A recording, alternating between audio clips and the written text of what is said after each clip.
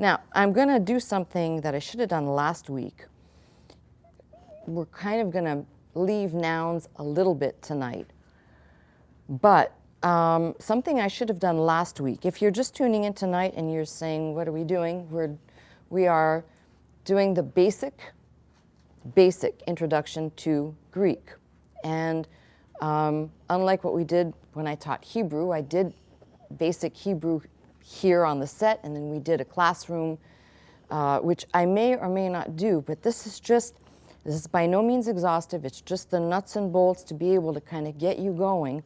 And then once you, it's kind of like putting somebody on a bicycle with training wheels and then push you off and go, go, all right? The whole point is for you to become, you don't have to be proficient. Just have the basic working knowledge that either if I say, check me out, or if you're studying, doing a word study of your own, these are great tools, and the Greek language puts so much depth into the text that it really is like, in many ways, like being someone who's out in the field digging up, and you're constantly digging up, well, but they're not artifacts, they're verbal tools that are somewhat hidden with the English language. So I hope this will just be clear. This is not exhaustive, but last week we did a lesson on nouns. What I should have shown you, and it kind of dawned on me afterwards, this is last week's, we did this basically with the word. I was focusing on logos, and we went all the way down. We're looking at nouns and the cases and how the endings change. But what I should have done is I should have showed you the following. So I'm going to use our indefinite A, English A. Logos, we're going to use it as word. It can carry other meanings, but we're going to use it as word. So it would be a word. Not sure how this is going to look at home if you can even read that. It might be too, is it too green? Can you read that, or is it too green? It's too green? It's too green. That's what I thought. I was looking, I was thinking, So a word as subject, and I'm writing right over these other words, unfortunately. Subject, predicate, and nominative. If you go down to the genitive singular, logo, we would say of. Now you know why I'm using a, because there is no article here. It's a single noun, and it is what we would call in English anatherus, which means there is no article. We have that when you just say book. You don't say the book or a book, but when you simply say book, it's anatherus. There's no article, indefinite, or in this case, definite. So I'm having to borrow to make this make sense. So logo in the genitive singular, logo would be of a word or from a word. Maybe this makes more sense now of how the inflection affects the noun.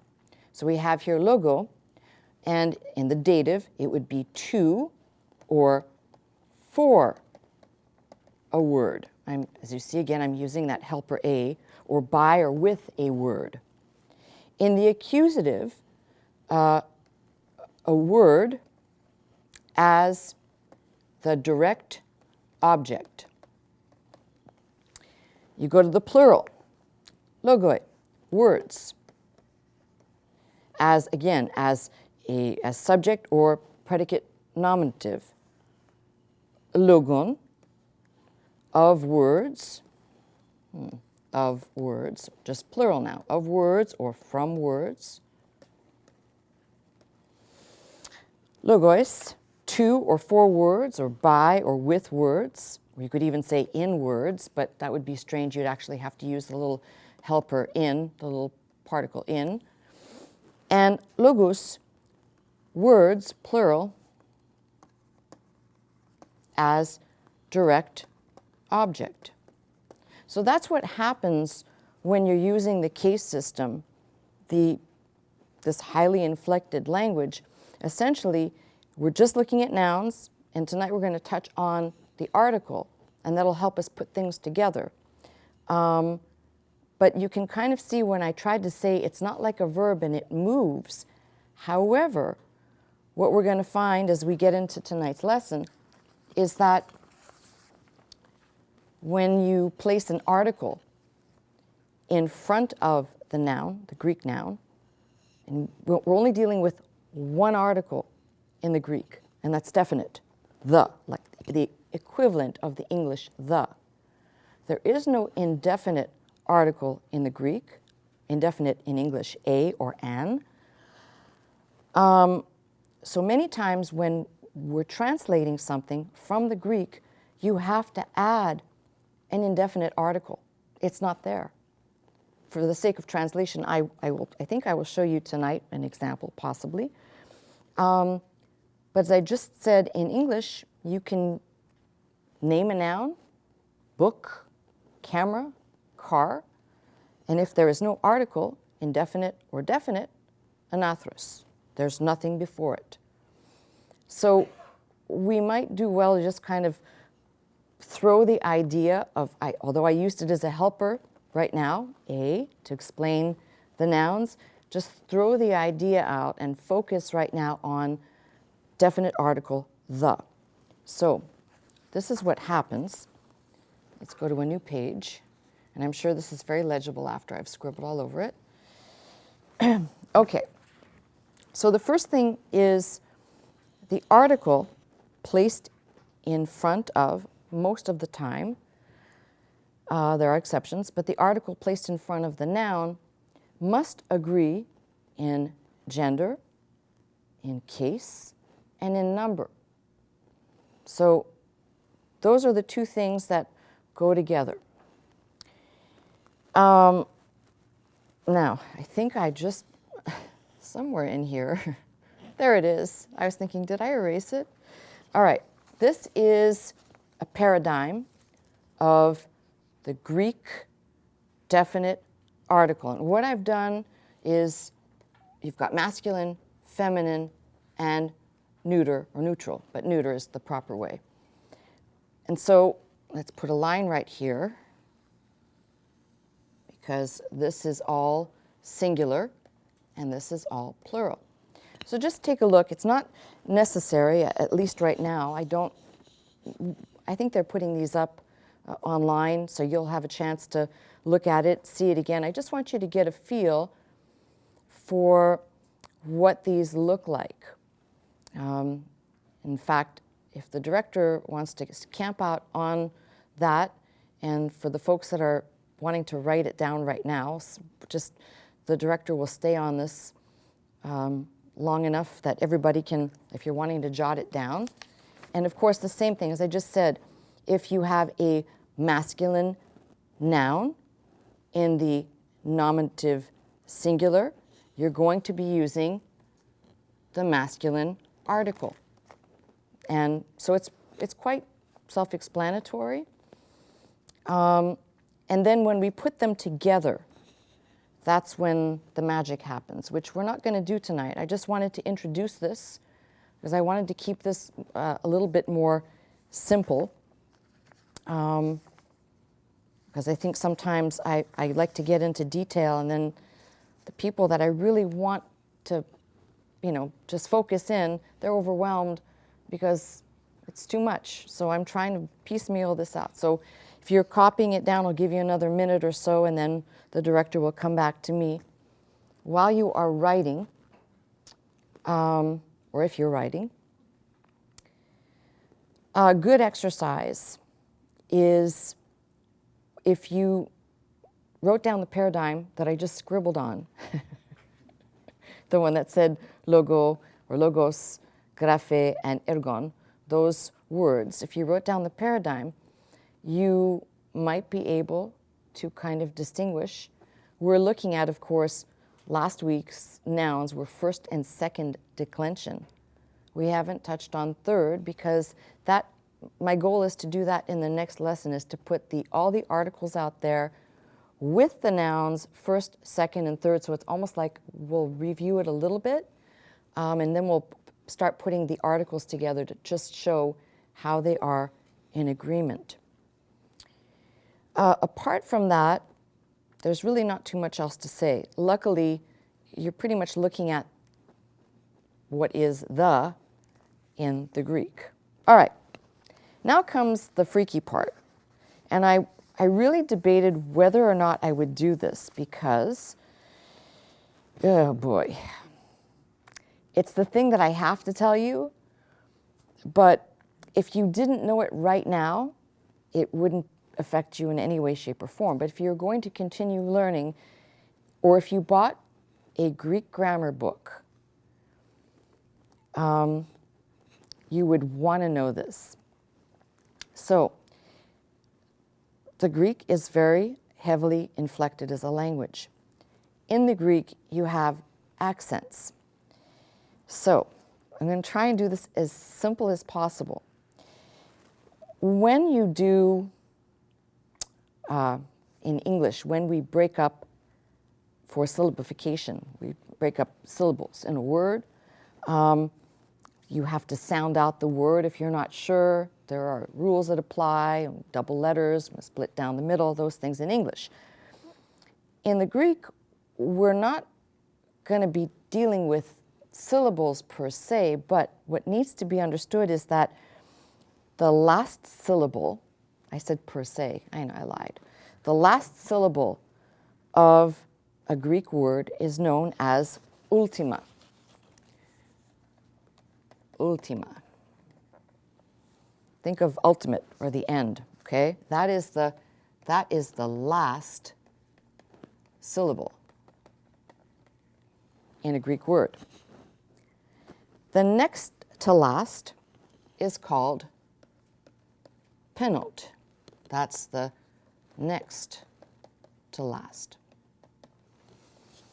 And the one that's right before the penult, you guessed it, is called anti-penult. So it comes before that. So you can see the order. This is last, second to last, and third. That's all you have.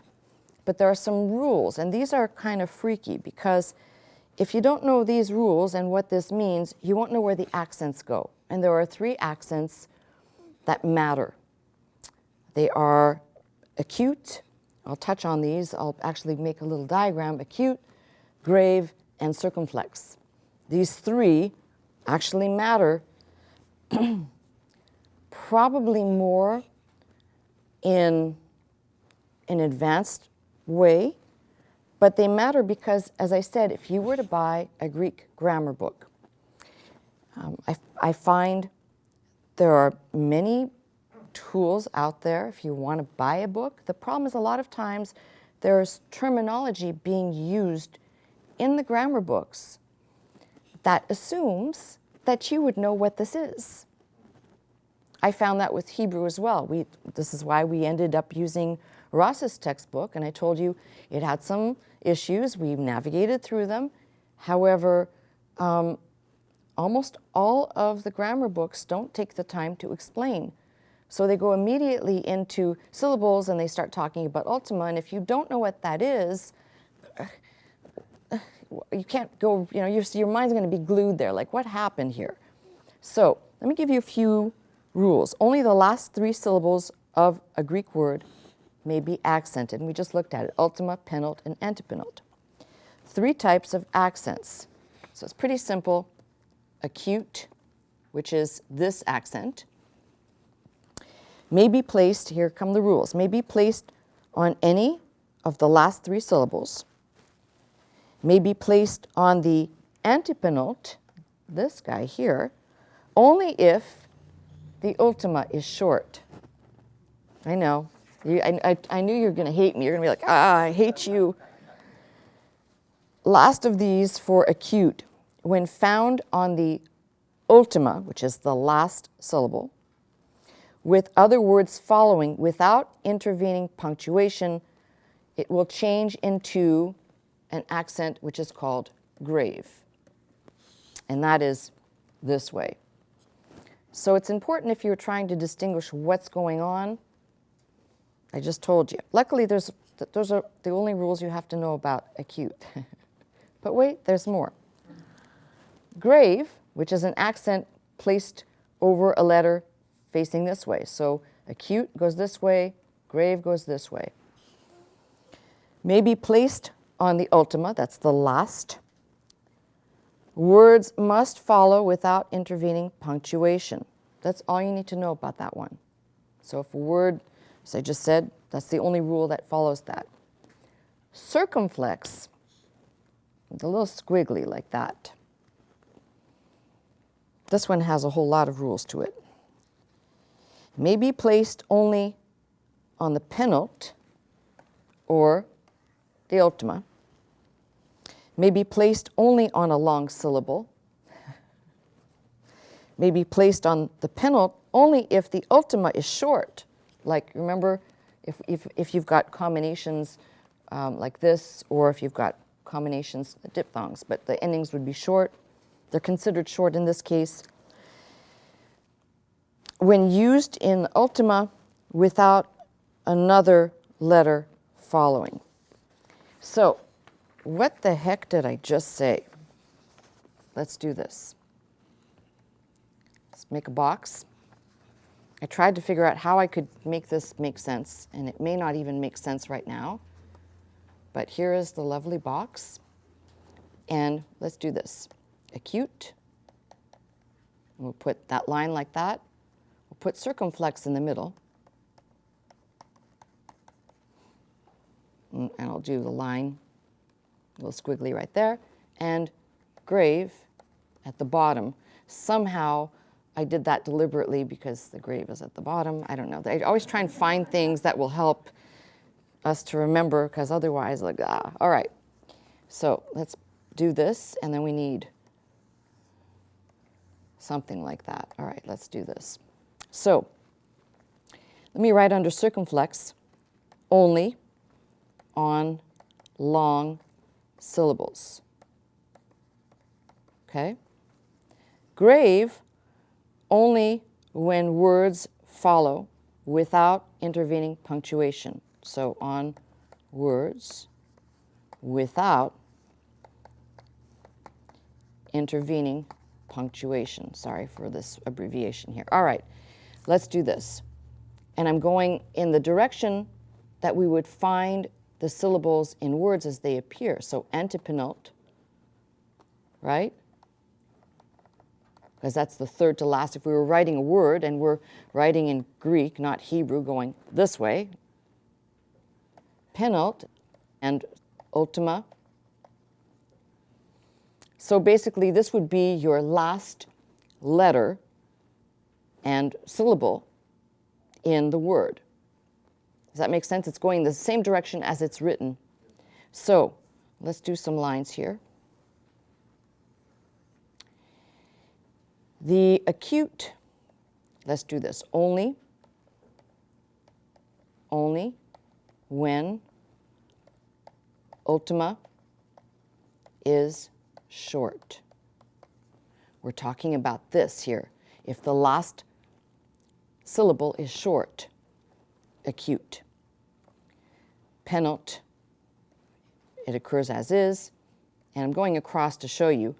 This changes, the acute will change to grave, right? If followed by another word. It's kind of a little box to help. I don't know if it will or not, but circumflex just goes straight to the penult, straight to the middle, only when ultima is short. And we'll put the squiggly there. And then grave, I've left everything empty, because think of it as that's it. So that's kind of the way your accents would work. And I tried to do this in the most simplified way so that you can, I don't want to make this like super complicated. I know if you're not into language, or if you're just dabbling with this for the first time as an attempt to learn any other language, this may be like, you lost me. But just think of it this way. Think of ultima, the end. It's the last letter, the last syllable. Penult, think of pendulum in the middle, and antepenult, what is right before it, ante, before, right? And basically, we're only talking about some changes. And as I said, these are things that you're going to have to deal with. And if you buy a grammar book, you're going to be confronted with, and they may not explain it to you. I personally, at this point, would tell you the market, if you are looking for a textbook, is flooded. There are so many. The difficulty with choosing a textbook comes down to two things. Is the textbook written for advanced academics, even though it says for beginners?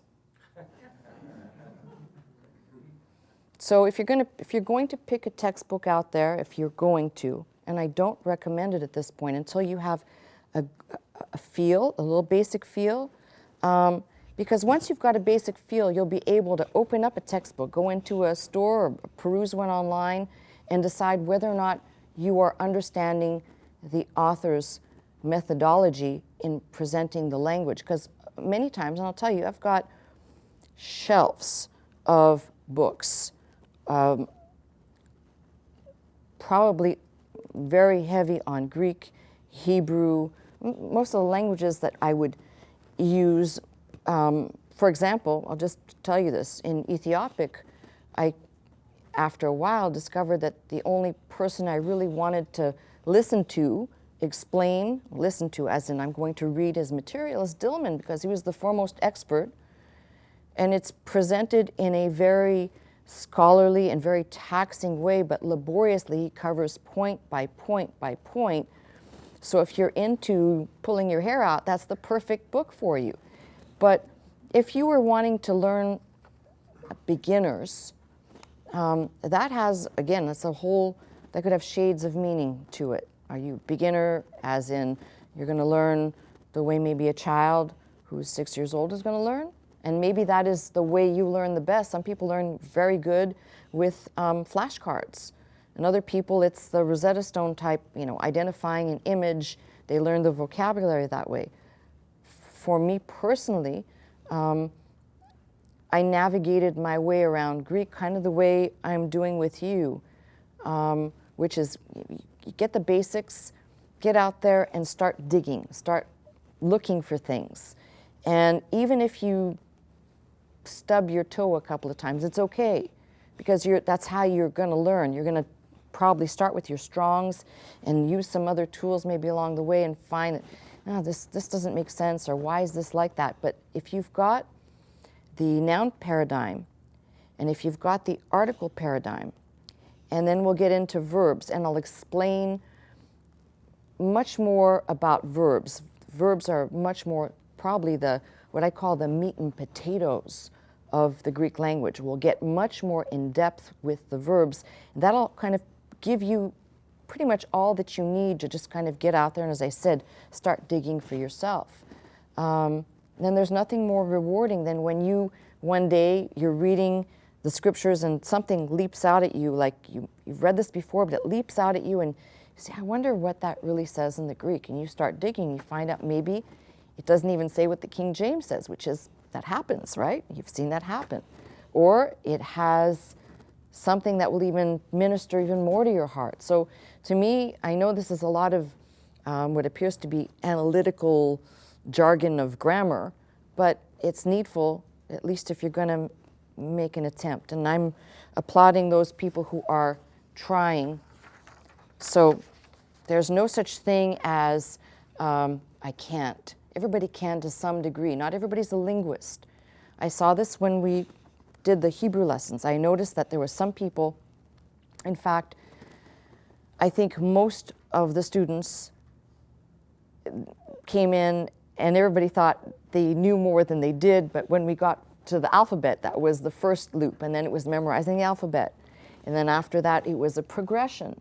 And some people, like this individual over here, just started reading the lessons in Hebrew like a native natural speaker. And other people, it was very laborious. So everybody's at different levels, but we can all benefit, especially if you're wanting to just dig, be a word archaeologist or whatever you want to call it. I don't know, that just sounded good at the time. All right, let me give you a little grammar for tonight, a little vocabulary. Sorry, we're done with the grammar. A little vocabulary, and then we're going to do a short lesson. So, and forgive me, I have bad habits I'm trying to break myself of, but apparently I'm not doing that good because I'm back to writing the way I normally write Greek. So if the letters look funny to you, please stay with the alphabet I showed you. These are my bad habits I've developed over the years, and please forgive me. All right, amen, which is amen, verily, truly, or so be it. That's number one. Your second word, and just, jot these down, even if you are not really proficient thus far at writing. Jot down doxa. We get our word doxology, doxa, glory, or majesty. And again, these are not exhaustive. You can look these up and they'll have deeper definitions and uses. Here's one that we can all memorize right off the bat. Ego, which is I. And just for your information, this one word, I, is used 1,725 times in the New Testament, where there's big use. I like to put it down so it shows you that if you were measuring out the percentage of words used, you're going to see they occur and reoccur so often that if you just get down a few of these, you will have a large part of the Greek vocabulary. All right, kai, which is and. Okay, we'll write it like that. And doesn't matter. And even see what happens. Also, this word kai occurs 9,153 times in the New Testament. So you can see there's volume here. I went for volume tonight. De, which is but or and we'll talk about these as some of these will be used as coordinating or hyper or subordinating conjunctions in a sentence structure. But right now, all you need to worry about is the vocabulary. Let's build some vocabulary. 2,792 times this one. In, I just mentioned that, in, which is in or on, etc. You get the idea. This one also occurs 2,752 times. All right, here's our definite article, and I'll just write one, so I'm not writing them all out, but our definite article, the, get this, I got to put this in a different color to show you.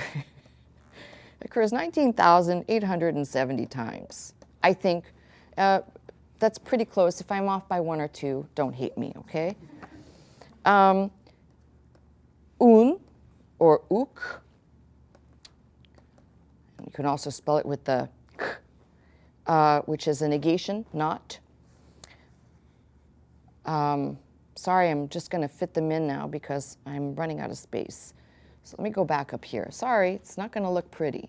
Gar, you should know this one. For, or then. Ice, I think you should also know this one. Ice, into, in, among. In, among, etc. And last but not least, I thought because I included ego, which is I would also include the word su, which is you, the singular of you.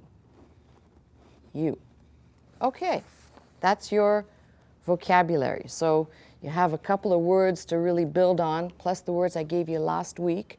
And every week we do a lesson. I'm going to give you the words that appear the most you get acquainted with them and you start to recognize them. And the wonderful thing is, as you start to recognize them, you don't need to look them up anymore. Just a wonderful thing. Okay, now, if you didn't get all this, it'll be up on the internet. It'll still look like a blur. Now, I'm going to write out something for you.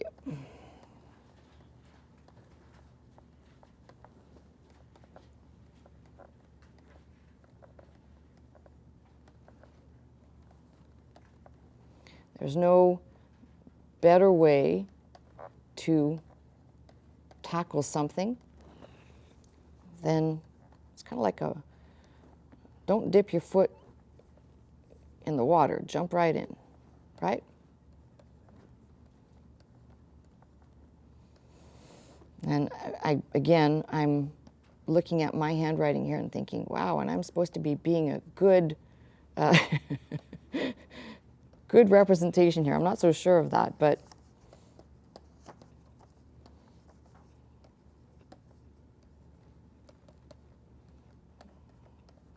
you know, somebody at home saying, that looks like Greek to me. It is.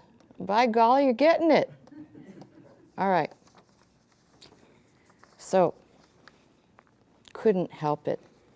Let's do this. And this will be kind of a walkthrough.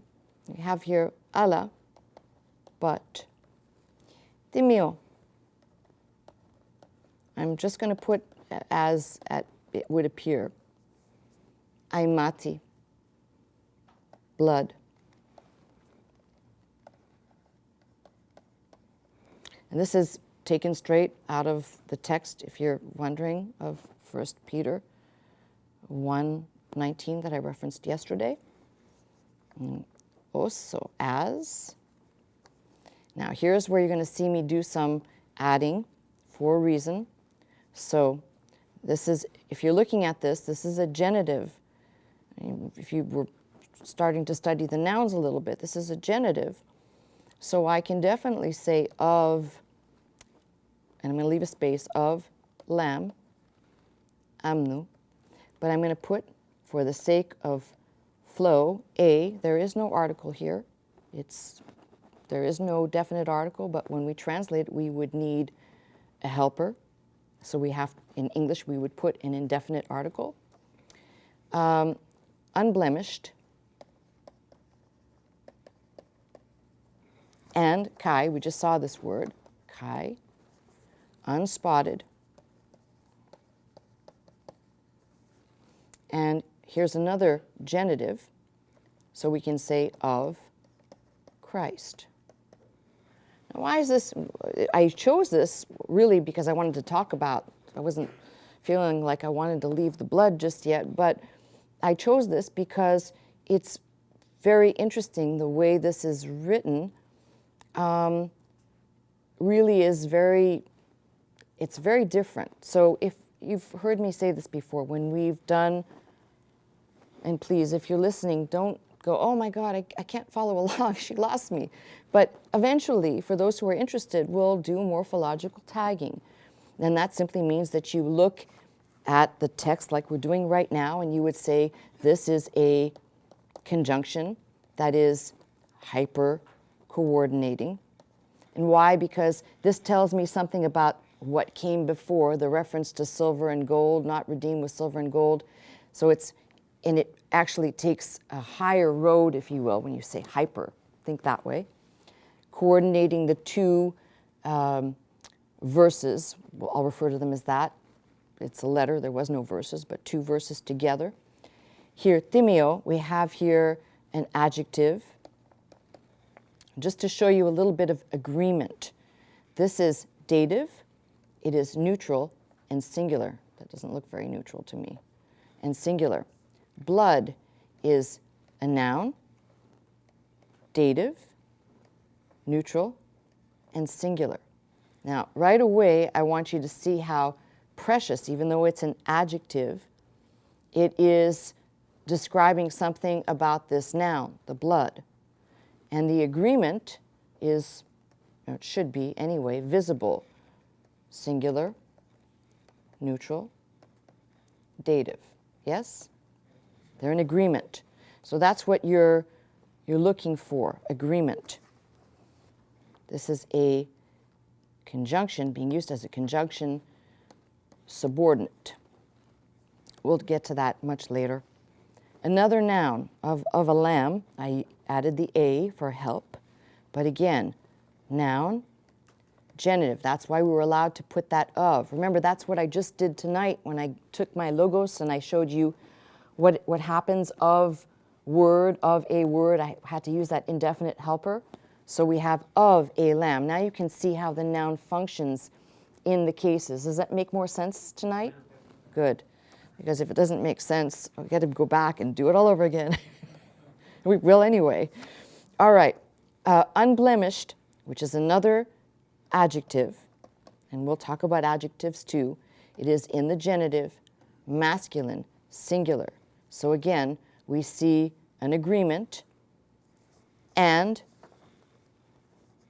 my favorite one, a coordinating conjunction. It means two things that are being connected that are even. They're on par with each other because we're not done in the description. Peter is not done describing the description, unblemished and unspotted. So we have here another adjective, genitive, masculine, singular. And I want you to notice that once you see this, we'll call it the master noun of a lamb thus far, and the adjectives that are going along with it, which tells you this is why I said this coordinator puts two things at the same level, not hyper and not subordinating, but at the same place, just like boxcars being linked together, right? And you have the agreement again of genitive, masculine, and singular, which brings you back to the master noun of the whole structure, which is going to be of Christ. Again, noun, genitive, masculine, singular. These are all in agreement. You can see, sorry, wrong place. You can see how that all works. What's interesting about this structure is one would think that the order would be that the blood of Christ, they would be closer together. This is why translation is pretty tricky. Your King James, let's see, I'm pretty sure that it's not too far from what I jotted down here.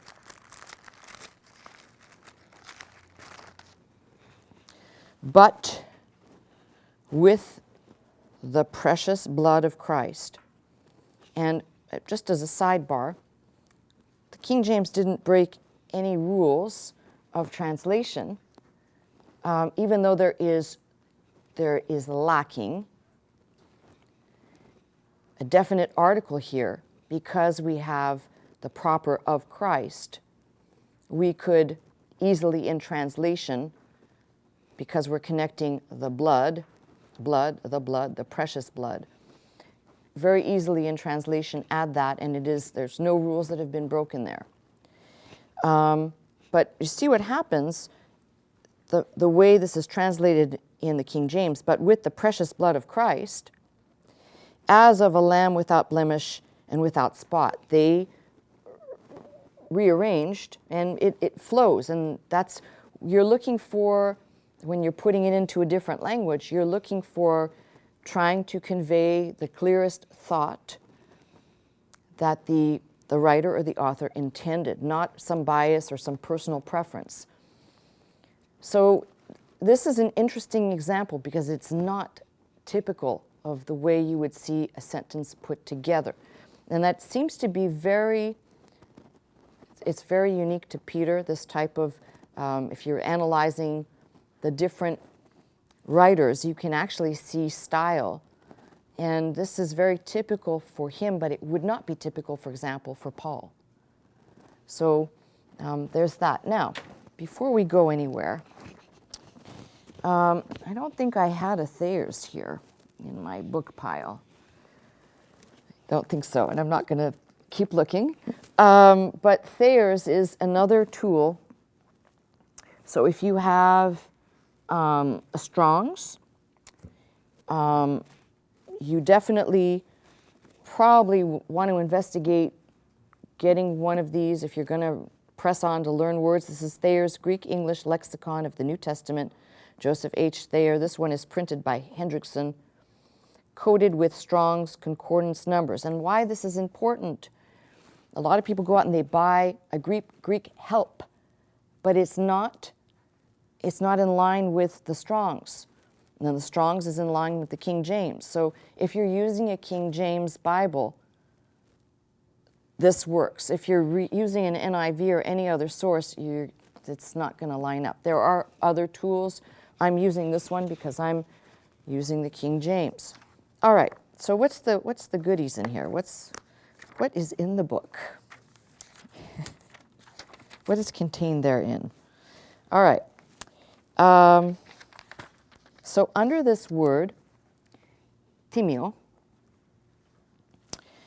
it's kind of interesting. They've got several things that are listed here. Time, and by the way, if you are curious, Timothy's name, Timote, is from this same root, same. So time first, timao, but I'll start with time. To estimate, honor, value, rating. So one, a valuing by which the price is fixed, hence the price itself, of the price paid or received for a person or thing bought or sold. And then there's all these different examples that are given, which I won't bore you with. But you read down to timio or timios, held as of great price. I only had to read that to say that is all you need to know.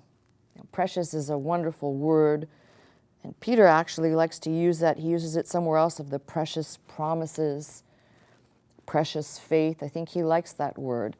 But when I read this, held as of great price, that kind of just, it did it for me. That's infinitely more than just precious, because he is juxtaposition, by the way, of, think of it this way, for the earthly, carnal, fleshly individual, the reference of silver and gold, for as much as ye know that you were not redeemed with corruptible things as silver and gold, they would be considered precious and valuable in the eyes of any individual, but much, much more so, not even to be compared in its value. That's why I said that there's a little bit deeper meaning than just saying precious. I love that, held at a great price. From your vain conversation should be behavior received by tradition from your fathers, but with the precious blood of Christ, as of a lamb without blemish and without spot. So I managed to weave in a little bit of showing you agreement of things in the text.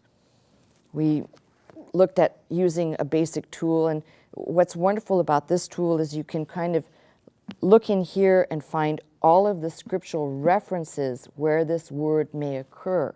That lets you go and dig somewhere else and start looking at what it might mean, where it appears in other places. So that's that.